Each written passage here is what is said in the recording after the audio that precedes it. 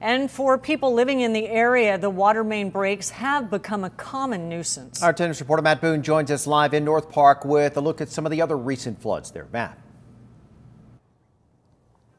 Steve, Kim, as we've been saying, the culprits are typically those cast iron mains that have been aging in this area, but it's often amplified by the fact that there isn't great drainage in some of these older neighborhoods up here in North Park on the Mesa. You can see this area has started to dry out, but there's still lots of puddles. Now, as you mentioned, let's re-examine some of the recent history here. You'll remember the major break back in October of 2018 along Idaho Street, about 8 blocks from here near the North Park Community Park. More recently, in September, another main break on Polk Avenue ended up flowing all the way down into Balboa Park, flooding the intersection near the Navy Hospital.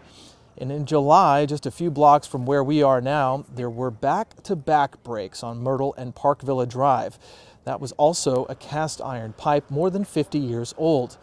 But even for the people whose property is not damaged in all of these flood events have caused widespread power outages while crews repair them.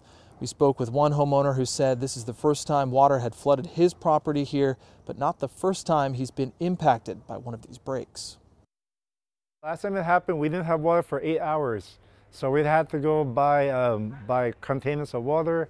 It was nice to have a permanent fix. I understand the infrastructure is old, but 4 times in 9 years seems excessive.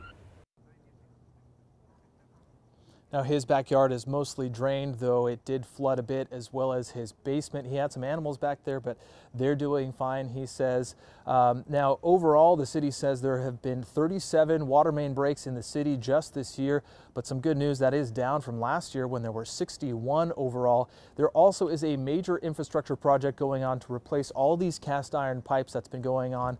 They've already spent more than $328 million on it. Originally, that was scheduled to be completed by 2023, but we heard from city spokespeople today that that is now scheduled to be completed in 2025.